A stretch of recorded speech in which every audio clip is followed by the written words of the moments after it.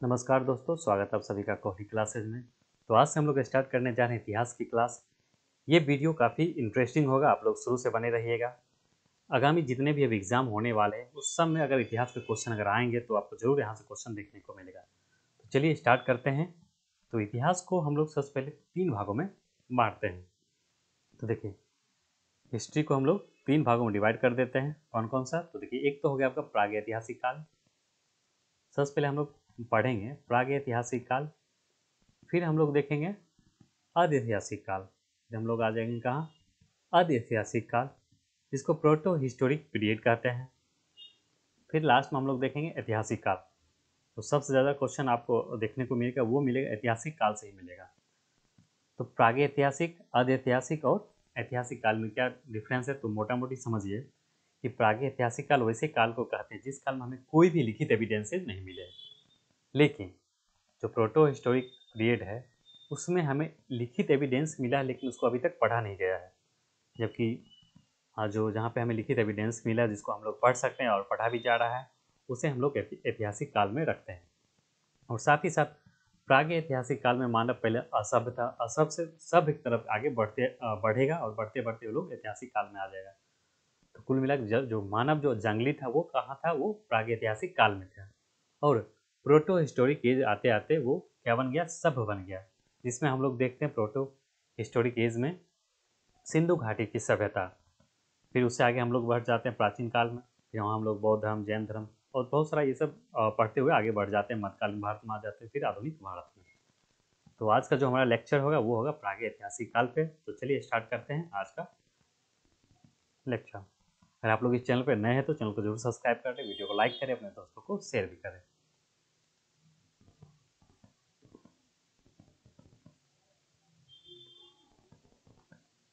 तो देखिए, इतिहास के जनक किसे कहा जाता है? इतिहास के जनक, तो इतिहास के जनक कहा जाता है किसे? हेरोडोटस को कहा जाता है। आप लोग जानते होंगे इतिहास के पिता किसे कहा जाता है? हेरोडोटस को कहा जाता है। और हेरोडोटस कहाँ का था? ये यूनान का था। तो हेरोडोटस कहाँ का था? यूनान, ग्रीक का ये रहने वाला था। और इसने अपनी एक क्षेत्रीय भाषा, अर्थात इसने यूनान की एक क्षेत्रीय भाषा थी। कौन सी भाषा? तो वो आयोनिक भाषा।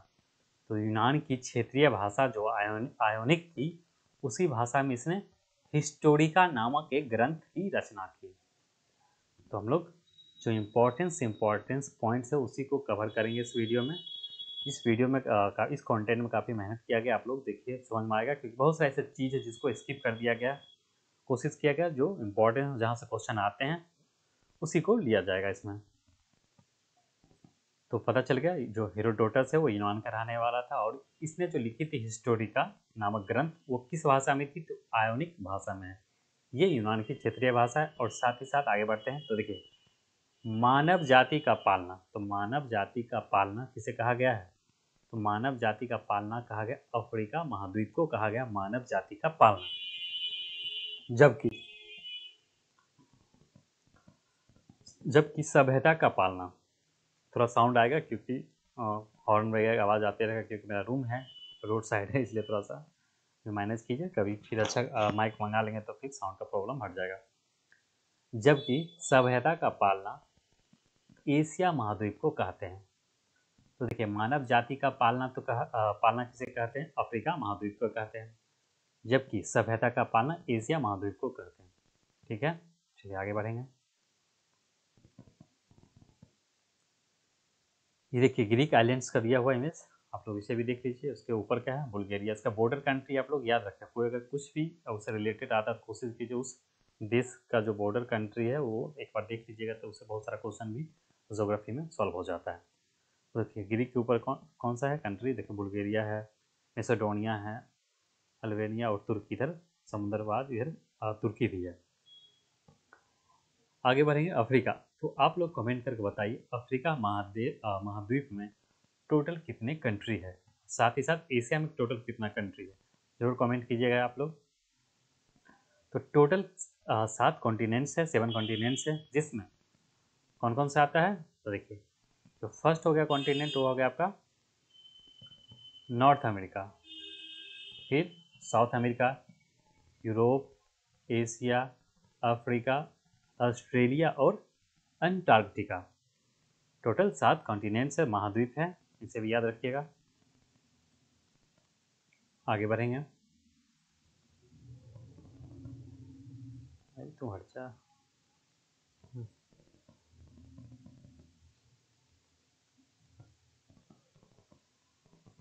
चलिए, तो भारत के इतिहास, तो भारत के इतिहास को हम लोग पढ़ते हैं 3 भागों में, प्राचीन भारत के इतिहास, मध्यकालीन भारत के इतिहास और आधुनिक भारत के इतिहास। लेकिन आज हम लोग जो पढ़े प्राचीन से भी महाप्राचीन अर्थात प्रागैतिहासिक काल। और देखिए, प्राचीन इतिहास में हम लोग क्या देखते हैं, सिंधु घाटी सभ्यता से स्टार्ट करते हैं और हम लोग बौद्ध धर्म, जैन धर्म होते हुए आगे बढ़ जाते हैं मध्यकालीन भारत में, जिसमें हम लोग दिल्ली सल्तनत, मुगल सल्तनत, राजपूत राजवंश के बारे में फिर देखते हैं। फिर आधुनिक भारत में हम लोग जैसे ही एंट्री करते हैं, फिर स्टार्ट हो जाता है पुर्तगाल से स्टार्ट करते हैं और अंग्रेज सबसे ज़्यादा समय तक यहाँ पे राज किया, तो अंग्रेज के बारे में हम लोग ज़्यादा पढ़ते हैं। तो आज का जो लेक्चर है प्रागैतिहासिक काल पे है, तो चलिए स्टार्ट करते हैं। प्रागैतिहासिक काल किसे कहेंगे, तो देखिए, वैसा काल जिसका लिखित साधन उपलब्ध नहीं है और मानव पूर्ण रूप से सभ्य नहीं था। तो उस समय जो मानव है वो सभ्य नहीं था, जंगली था उस समय प्रागैतिहासिक काल में, उसी को हम लोग प्रागैतिहासिक काल कहते हैं। और इसके बारे में जो हमें जानकारी मिली, वो कैसे मिली है, तो हमें वो मिला है वहीं से मिला, क्या कहते हैं, उत्खनन से मिला है, उत्खनन के थ्रू ही मिला है। ठीक है, चलिए आगे बढ़ेंगे। और हम लोग प्रागैतिहासिक काल को कितने भागों में पढ़ते हैं, तो 2 भागों में इसको डिवाइड कर देते हैं। प्रागैतिहासिक काल को 2 भागों में डिवाइड कर देते हैं। कौन कौन से, तो एक हो गया आपका पाषाण काल, जो सबसे इम्पोर्टेंट है। तो सबसे पहले हम लोग देखेंगे पाषाण काल। तो प्रागैतिहासिक काल को हम लोग 2 भागों में डिवाइड कर देते हैं। उसमें हम लोग देखेंगे पाषाण काल, फिर आ जाएंगे ताम्र पाषाण काल। और पाषाण काल को 3 भाग में हम लोग देखते हैं। पाषाण काल को 3 भागों में डिवाइड कर दिया गया इतिहासकार के द्वारा, अर्थात जो पुरातत्वविद था उसके द्वारा, जिसके अंदर हम लोग देखेंगे पूरा पाषाण काल, पैलियोलिथिक पीरियड, फिर मध्य पाषाण काल, मीजोलिथिक पीरियड, और नव पाषाण काल या उत्तर पाषाण काल, नियोलिथिक पीरियड। तो हम लोग 3 प्रागैतिहासिक काल को 2 भागों में डिवाइड कर दिए, पाषाण काल और ताम्र पाषाण काल। और फिर पाषाण काल को हम लोग 3 भागों में डिवाइड करके पढ़ते हैं। चलिए आगे बढ़ते हैं।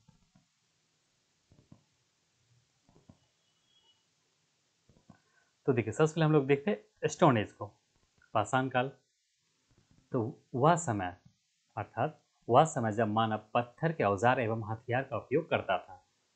तो पाषाण काल में मानव क्या करता था, आदि मानव, उस समय वो लोग पत्थर का औजार का यूज किया करता था और उसका उपयोग कर, मतलब क्या, जानवर को मारकर उसको अपना शिकार करके खाया करता था। वैसे काल को हम लोग पाषाण काल कहते हैं। पाषाण मतलब ये होता है स्टोन, पत्थर।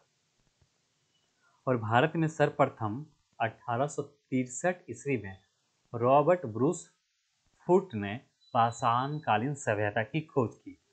तो भारत में सर्वप्रथम पाषाणकालीन जो सभ्यता के बारे में बात कर रहा है, पाषाणकालीन जो खोजा गया किसके द्वारा, ये 1863 में रॉबर्ट ब्रूस फुट के द्वारा खोजा गया था।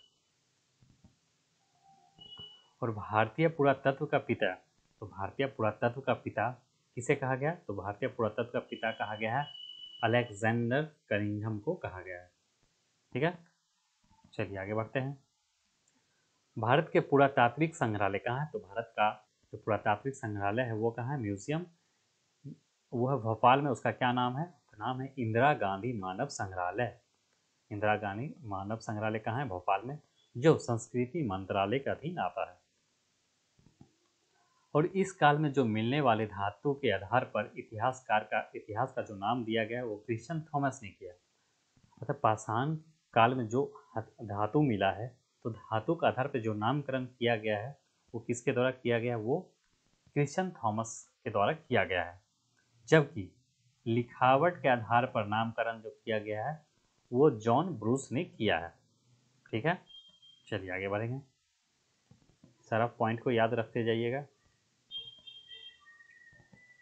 देखिए, इस टाइप का औजार कुछ कुछ यूज हुआ करता था। और आर्कियोलॉजी सर्वे ऑफ इंडिया स्थापना कब हुआ था, 1861 में हुआ था। अलेक्जेंडर कनिंघम उस फाउंडर थे। और ये इसका हेडक्वार्टर कहाँ है, इसका हेडक्वार्टर है दिल्ली में। हम लोग अभी पाषाण काल देख रहे हैं। प्रागैतिहासिक काल को हम लोग 2 भाग में डिवाइड कर देते हैं। एक तो हो गया स्टोन एज, एक दूसरा क्या हो गया चालकोलिथिक एज, जिसको ताम्र पाषाण काल कहते हैं। और पाषाण काल में ही हम लोग आगे देख रहे हैं। तो देखिए, ये जो पाषाण काल है यह पूर्ण रूप से पत्थर के औजार और जलवायु परिवर्तन के आधार पर विकसित किया गया है। जो पाषाण काल है वो पूर्ण रूप से पत्थर के औजार और जलवायु परिवर्तन के आधार पर ही विकसित किया गया है। उसमें मतलब कैसे डेवलप हो रहा था ह्यूमन में, उसमें क्या क्या चेंजिंग आते रहा, वो सब हम लोग देखते हैं। तो देखिए, परिवर्तन के क्रम में मानव आदि मानव से ज्ञानी मानव की तरफ विकसित हो रहा था, जिसका क्रम निम्नलिखित है। तो सबसे जो ओल्ड है हम लोग का मानव का, जो सबसे पुराना जिसको बोल सकते हैं, वो कौन सा है? तो देखिए, ऑस्ट्रेलियोपिथेकस, जिसका टाइम पीरियड बताया जा रहा है 30 लाख ईसा पूर्व। इसे हम लोग मान लेते हैं ऑस्ट्रेलियोपिथेकस, 30 लाख ईसा पूर्व पहले ऐसा था मानव के पूर्व। फिर आया होमो इरेक्ट्स, फिर ये 2 पैरों पे खड़ा हो गया। देखिए, होमो इरेक्ट्स, इसका टाइम पीरियड कितना बता रहा है? लगभग 1.5 लाख के करीब बताया जा रहा है। फिर नियंडरथाल, जिसका टाइम पीरियड 1 लाख के करीब बताया जा रहा है। देखिए, ये नियंडरथाल हो गया। फिर आएगा क्रो मैग्नम, 1 लाख से 40,000 के बीच रहा इसका समय। ये देखिए जहाँ तक हम भाला लिए हुए हैं। और फिर लास्ट में आएगा होमो सैपियंस, ज्ञानी मानव। तो ज्ञानी मानव का उदय हो जाता है लगभग 4,000 अर्थात 40,000 से लेकर 10,000 ईसा पूर्व के करीब। ये हो गया ज्ञानी मानव। ठीक है, चलिए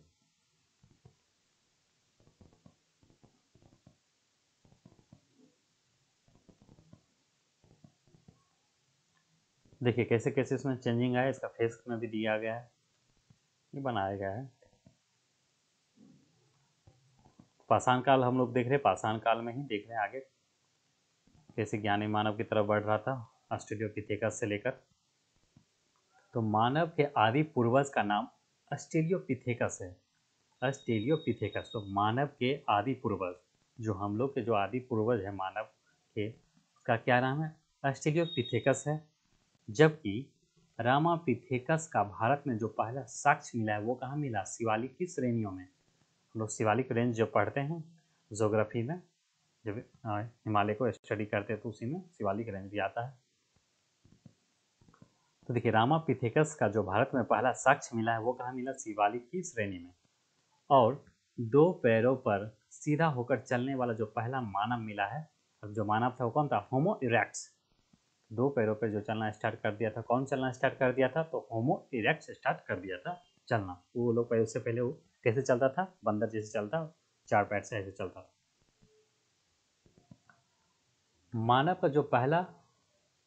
मानव का पहला जो विश्व के संदर्भ में जो प्रमाण मिला है वो अफ्रीका से प्राप्त हुआ, दक्षिण अफ्रीका। तो मानव का पहला जो प्रमाण मिला है विश्व के संदर्भ में वो दक्षिण अफ्रीका से प्राप्त हुआ। और जिसका काल रेडियो कार्बन डेटिंग के अनुसार बताया जा रहा है, ये 26 लाख ईसा पूर्व पुराना है। जो एविडेंसेस मिला, मतलब कुछ मान लिया फॉसिल्स मिले, कुछ हड्डी का जो कुछ मिला हुआ फॉसिल्स वगैरह, तो उससे पता चला कि यहाँ पे मानव था। और ये मानव सबसे ओल्डेस्ट है और ये लगभग 26 लाख ईसा पूर्व इसका समय बताया गया है। चलिए आगे बढ़ेंगे। लेकिन महाराष्ट्र में बोरी नामक स्थान से जो साक्ष्य मिला है उसका जो टाइम बताया जा रहा है वो कितना? 14 लाख ईसा पूर्व निर्धारित किया गया है। 14 लाख ईसा पूर्व निर्धारित किया गया है। और यह काल कैसा था? तो यह काल हिमयुग था। इस काल को हिमयुग के नाम से संबोधित किया जाता है। हम लोग पाषाण काल में देख रहे हैं। पुरातात्विक दृष्टिकोण के अनुसार हमारी पृथ्वी लगभग 4 अरब वर्ष पुरानी है। तो पुरातात्विक दृष्टिकोण के अनुसार जो हमारी पृथ्वी है वो कितना पुरानी है, कितना ओल्ड है? 4 अरब वर्ष पुरानी है।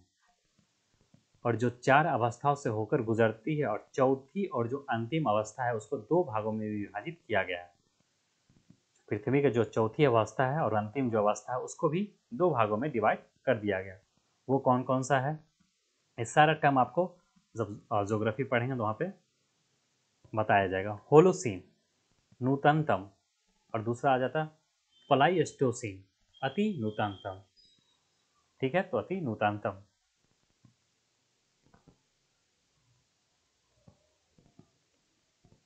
मानव और स्तनधारी जीव का जन्म सर्वप्रथम प्लेस्टाइन काल में हुआ। तो मानव और स्तनधारी जीव का जो सर्वप्रथम जो जन्म हुआ प्लाइस्टोसीन काल में हुआ था। अति नूतन काल में ही हो गया था मानव का यहाँ पे जन्म और स्तनधारी का भी उदय।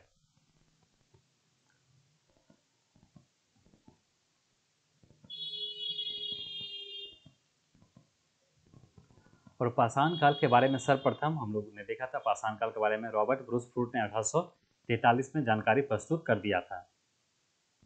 और उससे क्या मिला, तो इसे एक एविडेंसेस मिला। कहाँ? मद्रास के समीप पलवडम नामक स्थान से कुछ साक्ष्य प्राप्त हुआ। तो देखिए, रॉबर्ट ब्रूस फ्रूट ने 1843 में ही जानकारी प्रस्तुत कर दिया था पाषाण काल के बारे में। उसे मद्रास के समीप पलवडम नामक स्थान से, किस स्थान से? पलवडम नामक स्थान से कुछ साक्ष्य मिला, जिसके आधार पर पाषाण काल का निर्धारण किया गया। और अध्ययन की सुविधा के लिए, स्टडी के मतलब हम लोग उसको अच्छे से पढ़ने के लिए हम लोग उसको 3 भागों में विभाजित कर सकते हैं। तो अध्ययन की सुविधा के लिए हम लोग 3 भागों में विभाजित कर सकते हैं। किसको? पाषाण काल को। तो हम लोग सबसे पहले देखें प्रागैतिहासिक काल। तो प्रागैतिहासिक काल कैसे काल को कहते हैं? उस समय मानव असभ्य था और वहाँ पे कोई भी लिखित एविडेंसेस भी नहीं मिला। फिर हम लोग प्रागैतिहासिक काल को 2 भागों में डिवाइड कर देते हैं, जिसमें हम लोग देखते हैं पाषाण काल और दूसरा ताम्र पाषाण काल। और पाषाण काल को हम लोग फिर किसमें डिवाइड करेंगे? पाषाण काल को हम लोग 3 भागों में डिवाइड कर देंगे।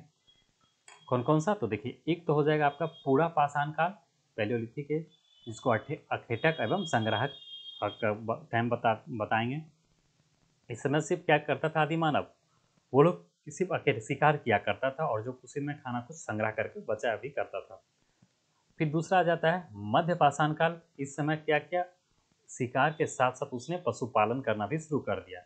तो मध्य पाषाण काल में अर्थात मीजोलिथिक एज में उसने स्टार्ट कर दिया पशुपालन। और नव पाषाण काल में नियोलिथिक एज में पशुपालन के साथ साथ इसने कृषि उत्पादन करना शुरू था, फसल का उत्पादन करना शुरू कर दिया था, कृषि करना शुरू कर दिया। तो देखिए, इसका टाइम पीरियड पूरा पाषाण काल का 30 लाख ईसा पूर्व से लेकर 10,000 बीसी के बीच रखा गया है। और मध्य पाषाण काल लगभग 10,000 से लेकर 4,000 बीसी ईसा पूर्व। वहीं नव पाषाण काल इसका भी रखा गया है 7,000 से लेकर 1,000 बीसी के बीच में रखा गया है। ठीक है, टाइम पीरियड थोड़ा सा एक रैंडम फिगर होना चाहिए टाइम का, उससे सही रहता है। चलिए आगे बढ़ते हैं।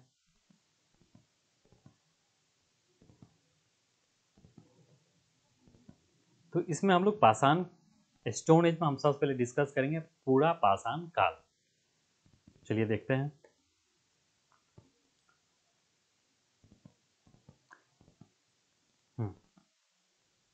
तो पूरा पाषाण काल, क्योंकि देखिए मानव क्या है, कोई हर चीज में चेंजिंग होते आया है। ये जरूरी नहीं कि जैसे आज के हम लोग हैं उसी टाइप का हमारा पूर्वज नहीं, तो वो लोग धीरे धीरे धीरे धीरे चेंजिंग होते आया है। उसको ऐसे समझिए कि इससे पहले कैसे था कि इतना बड़ा सा टीवी आया करता था, हम लोग एकदम मोटा सा बड़ा सा टीवी में देखा करते थे। अब धीरे धीरे टीवी कितना पतला हो गया, तो एलईडी के रूप ले लिया, फिर तो टच आने लगा। एक समय होगा कि वो भी नहीं रहेगा, पता चला ऐसे हम लोग देख लिया, जो कि अभी चल रहा 5th जनरेशन 6th जनरेशन। तो पूरा पाषाण काल, तो स्टोन एज में पाषाण काल में हम लोग देख रहे हैं पाषाण काल का जो पहला फेज था पूरा पाषाण काल, जो 30 लाख ईसा पूर्व से लेकर 10,000 ईसा पूर्व के बीच का टाइम पीरियड बताया जा रहा है। तो देखिए, यह इतिहास का सबसे प्रारंभिक समय था और इस समय मानव को आदि मानव कहा जाता था। इस मानव को आदि मानव कहा जाता था। और इस समय मानव खाना बदोश, खाद्य संग्राहक, अर्थात इसके जीवन का जो मुख्य उद्देश्य हुआ करता था वो जानवर की भांति सिर्फ अपना पेट भरना हुआ करता था। किसमें? तो पूरा पाषाण काल में। ठीक है, इस समय के मानव की जो सबसे बड़ी उपलब्धि है आग की खोज। तो आग की खोज तो पूरा पाषाण काल में ही हो गया था। भले बहुत कम यूज हुआ करता था, लेकिन पूरा पाषाण काल में ही आग का खोज कर दिया गया था आदि मानव द्वारा। वही सबसे बड़ी उपलब्धि रहा पूरा पाषाण काल का। और इस समय जो मानव है पत्थर के बड़े बड़े औजार का इस्तेमाल किया करता था। तो देखिए, जो भी इतिहासकार है वो उस समय के पत्थर देखा और पत्थर के अनुसार ही उसका नाम दिया गया कि कौन सा पहले था, फिर कौन सा था, कौन पूरा पाषाण होगा, कौन मध्य पाषाण काल होगा, फिर कौन सा नव पाषाण काल होगा। क्योंकि जैसे जैसे ह्यूमन आगे डेवलप करते गया, उसके अंदर दिमाग आते गया, उसने धीरे धीरे अपना औजार को शार्पनेस बनाते गया। पहले मोटा पत्थर से मारा करता था, फिर उसे थोड़ा और हल्का फलकदार बनाया, फिर जाके एकदम ब्लेड की तरह धारदार बनाया। तो उसमें जैसे जैसे ज्ञान आना शुरू हुआ, धीरे धीरे उसमें हर चीज़ में उसको चेंजिंग आने लगा।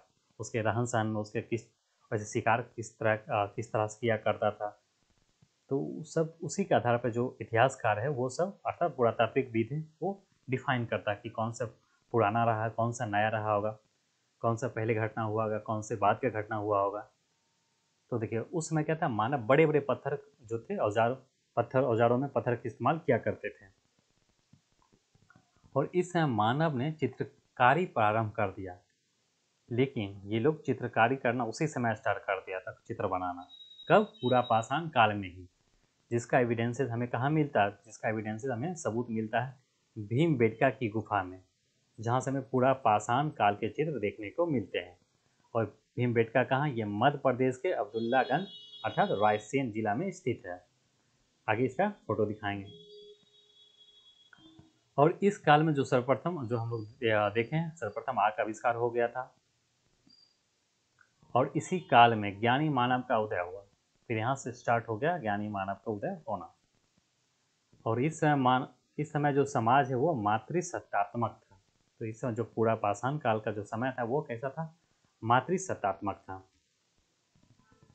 और इस काल की प्रमुख औजार जो थी कैसी थी? वो बैदनी छेदनी खुरचनी, ये औजार का टाइप हो गया। आगे बढ़ते हैं।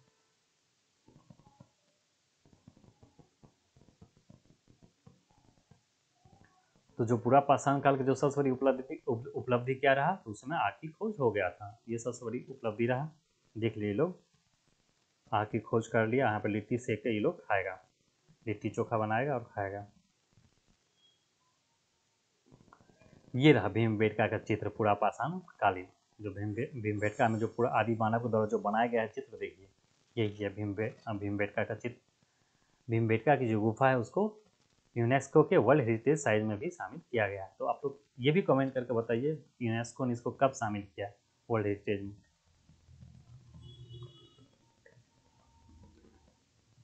तो हम लोग क्या देख रहे हैं? तो हम लोग स्टोन एज सबसे पहले देखें प्रागैतिहासिक ऐतिहासिक काल। और प्रागैतिहासिक ऐतिहासिक काल में हम लोग उसको दो भाग में डिवाइड कर दिए।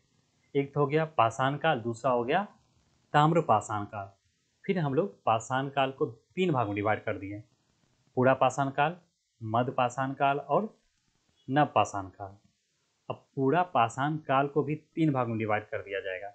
कौन कौन सा? निम्न पूरा पाषाण काल, मध्य पूरा पाषाण काल और उच्च पूरा पाषाण काल। ये डायग्राम याद रखिए, फिर आगे इसको फिर से हम यहाँ पे आएंगे। पहले आगे बढ़ जाते हैं। देखिए, ठीक है, कंफ्यूजन नहीं होना है। चलो फर्स्ट पार्ट पढ़ रहे हैं हमें। तो देखिए, अब पूरा पाषाण काल को कितने भागों में डिवाइड कर दिया गया है? तीन भागों में। एक तो हो गया निम्न पूरा पाषाण काल, मध्य पूरा पाषाण काल और नव पाषाण काल। नव पूरा पाषाण काल इसको बोलिए, नव पूरा पाषाण काल। तो सबसे पहले हम लोग देखेंगे निम्न पूरा पाषाण काल को। तो ये जो काल है, अर्थात पाकिस्तान के सोहन नदी घाटी क्षेत्र में इस काल से संबंधित सबसे अधिक साक्ष्य मिले हैं। तो पाकिस्तान का जो सोहन घाटी नदी, वहाँ से हमें सबसे ज़्यादा एविडेंसेस मिले हैं। कब का? तो निम्न पूरा पाषाण काल का मिला। इसलिए इसे सोहन संस्कृति भी कहते हैं, क्योंकि सबसे ज़्यादा यहाँ पे एविडेंसेस मिला है पूरा पाषाण, निम्न पूरा पाषाण काल से, इसलिए इसे क्या कहते हैं? सोहन संस्कृति भी कहते हैं। और इस काल की जो प्रमुख औजार थी वो हस्त कुठार आता, हाथ का जो हुआ करता था, मतलब बड़ा सा पत्थर को हल्का थोड़ा सा हल्का शार्प करके उसे से वो लोग यूज़ किया करता था जानवर को मारने में, शिकार करने में। और इसलिए हस्त कठोर संस्कृति भी इसे कहा जाता है। एक तो टर्म आ गया। तो जो सोहन संस्कृति है उसको हम लोग क्या बोलते हैं? हस्त कुठार संस्कृति भी कहते हैं। और इस काल में जो औजार का प्रयोग होता था, इस काल में औजार का जो प्रयोग करता था होमो इरेक्ट्स। तो होमो इरेक्ट्स जो था वो सबसे पहले इस औजार का उपयोग करने लगा। कब? निम्न पूरा पाषाण काल में। और होमो इरेक्ट्स ही पहला ऐसा आदि मानव है जो अपने दो पैर पर चलना स्टार्ट कर दिया। चलिए, और उस समय जो पत्थर का यूज़ किया करता था, किस टाइप का पत्थर यूज़ किया करता था? तो क्वार्टजाइट पत्थर का यूज़ किया करता था। अब इस क्वार्टजाइट पत्थर को भी दो भाग में हम लोग पढ़ते हैं, दो संस्कृत, इसमें भी दो चेंजिंग आया होगा दो भाग में। एक तो आपका हो गया चॉपर चॉपिंग अर्थात फेबुल संस्कृति, और दूसरा हो गया आपका हैंड एक्स संस्कृति। तो क्वार्टजाइट के आधार पर, पत्थर के आधार पर इसको दो भाग में डिवाइड कर दिया गया। एक किया गया चॉपर चॉपिंग अर्थात फेबुल संस्कृति, दूसरा हुआ आपका हैंड एक्स संस्कृति। ठीक है, तो देखिए चॉपर चॉपिंग, इस संस्कृति से संबंधित उपकरण सर्वप्रथम पंजाब की सोहन नदी घाटी से प्राप्त हुआ है और इस कारण इसे सोहन संस्कृति भी कहा जाता है। तो हमें जो चॉपर चॉपिंग संस्कृति से हमें एविडेंसेस मिला है, जो औजार मिला है, वो कहाँ से मिला है? वो पंजाब की सोहन नदी घाटी से प्राप्त हुआ। पंजाब वो पाकिस्तान वाले पंजाब की बात कर रहे हैं, क्योंकि उस समय पूरा इंडिया था और इंडिया के अंदर ही पूरा पाकिस्तान आता था। तो पंजाब जो भी पाकिस्तान में ये वाला पार्ट पड़ रहा है। और हैंड एक्स संस्कृति, देखिए हैंड एक्स संस्कृति, तो इसे देखिए, इसके उपकरण सर्वप्रथम, इसका जो उपकरण है सर्वप्रथम मद्रास आधुनिक चेन्नई के समीप नदम दुराई तथा अतिरम पंकम से प्राप्त हुआ है। इसे क्या कहते हैं? मद्रास संस्कृति भी कहते हैं। हैंड एक्स संस्कृति को क्या कहते हैं? इसे हम लोग मद्रास संस्कृति भी कहते हैं। हमें वहां से हैंड एक्स भी प्राप्त हुआ है। कहाँ से? अतिरम पंकम से। देखिए इस फोटो में आप लोग जूम करके देख लीजिएगा। देखिए यहाँ पे सोहन नदी घाटी है और फिर यहाँ पे आ जाएगा यहाँ पे मद्रास का अतिरम पंकम, जहाँ से हमें हैंड एक्स प्राप्त हुआ है। तो हम लोग सबसे पहले निम्न पूरा पाषाण काल को देख लिए। अब हम लोग देखेंगे मध्य पूरा पाषाण काल। तो देखिए मध्य पूरा पाषाण काल में हम लोग देखते हैं, तो इसकी सबसे बड़ी विशेषता क्या था? तो देखिए इस काल की जो सबसे प्रमुख विशेषता था वह था बटिकस्म उद्योग। बटिकस्म उद्योग अर्थात बटिकस्म किसको कहेंगे? तो देखिए नदी में जलधारा के प्रभाव से बड़े बड़े पत्थर घिसकर छोटे खिलौने के रूप का आकार ग्रहण कर लेता है, उसी को बटिकस्म कहा जाता है। बटिकस्म कहा जाता है, जिससे बटिकस्म उद्योग का नाम दे दिया। कोई बड़ा वहाँ पर उद्योग नहीं था, मतलब वहाँ उस समय के अनुसार जो हमें पत्थर वगैरह मिले बहुत ज़्यादा मात्रा में मिला है और उसको ऐसा बताया जा रहा है वो कैसा इतना पत्थर ऐसा मिला है, क्योंकि उस समय जो पत्थर थे नदी के जलधारा से प्रभाव की वजह से बहुत सारे ऐसा पत्थर है काफ़ी, वो छोटा छोटा आकार लेकर एक खिलौने का आकार ले, खिलौना मतलब छोटा छोटा ढंग रंग का एकदम अच्छा सा देखने लायक पत्थर बन चुका था उस समय। मतलब खिलौने खिलौने की तरह उसका कहने के ही सेंस है, वो खिलौना नहीं हुआ। और इस काल की जो प्रमुख औजार है वो फलक और सल्क ब्लेड था। तो इस काल के जो प्रमुख औजार कैसा है? फलक और सल्क ब्लेड की तरह है। किस काल के? मध्य पूरा पाषाण काल की। मध्य पूरा पाषाण काल में क्वार्टजाइट पत्थर के स्थान पर जस्पर, चार्ट और फ्लिंट आदि पत्थर प्रयुक्त होने लगे। तो हम लोग निम्न पूरा पाषाण काल में देखे थे क्या? तो जो आदि मानव थे निम्न पूरा पाषाण काल में वो लोग क्वार्टजाइट पत्थर के यूज करते थे, जिसमें दो संस्कृति को हम लोग देखे, एक तो फेबुल संस्कृति हो गया, एक आपका हो गया हैंड एक्स संस्कृति। लेकिन मध्य पूरा पाषाण काल में ये लोग क्वार्टजाइट पत्थर से और एडवांस रूप में आ गया और इसने क्या यूज करना शुरू कर दिया? किस टाइप का पत्थर? जस्पर और चार्ट और फ्लिंट आदि पत्थर यूज करना शुरू कर दिया। और फलक उपकरण की प्रधानता के कारण इस काल को फलक संस्कृति की संज्ञा दी जाती है। तो फलक उपकरण, फलकदार, जो उसका जो उपकरण था, जो हथियार का यूज किया करता था, वो कैसा था उपकरण? वो फलकदार था, जिस कारण इस काल को हम लोग क्या कहते हैं? फलक संस्कृति कहते हैं या कहा जाता है। फलक एक प्रकार का औजार होता है जिसे पत्थर को तोड़कर बनाया जाता है। मध्य पूरा पाषाण काल में मुख्यतः पत्थर के फलकों से बनी वस्तु का उपयोग हुआ करता था। ठीक है,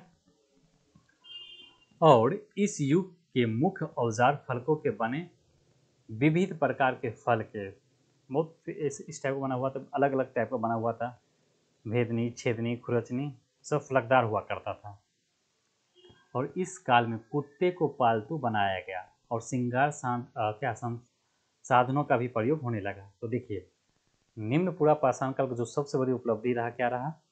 वहाँ से दो तीन पॉइंट देखते हैं। पहला आग का आविष्कार, दूसरा किस टाइप का पत्थर यूज किया करता था? क्वार्टजाइट पत्थर का यूज किया करता। लेकिन जो मध्य पूरा पाषाण काल है यहाँ पे इसने क्या किया? पत्थर का और दूसरा एक एडवांस रूप यूज करने लगा, जसपर्ट, चांद और फ्लिंट टाइप का पत्थर यूज करने लगा। ब्लेड की तरह शार्पनेस थोड़ा इसमें आने लगा, और साथ ही साथ इसमें इसने श्रृंगार साधनों का भी यूज करना शुरू कर दिया और कुत्ता को पालतू जानवर बनाया। यहाँ से पॉइंट निकला। चलिए आगे बढ़ते हैं। देखिए ये हो गया जो रेड रंग बिरंगा जो पत्थर दिख रहा है उसको जसपर्ट पत्थर बोलते हैं। और हल्का देखिए जो नीचे है ये फलकदार पत्थर है, हल्का फल का टाइप का रहेगा। फिर हम लोग देखते हैं लास्ट जो पूरा पाषाण काल का जो लास्ट फेज रहा वो उच्च पूरा पाषाण काल, जिसको नव पूरा पाषाण काल भी बोलते हैं। उच्च पूरा पाषाण काल या नव पूरा पाषाण काल, इस समय हिम युग समाप्त हो गया था। तो इस समय आते आते नव पूरा पाषाण काल आते आते जो हिम युग था, युक्त नहीं, हिम युग जो था वो समाप्त हो गया। और इस काल की दो प्रमुख विशेषता क्या थी? एक तो था चकमक उद्योग और दूसरा था ज्ञानी मानव का उदय। देखिए पूरा पाषाण काल में ज्ञानी मानव का उदय हो गया था, हम लोग देखे थे। कब वो?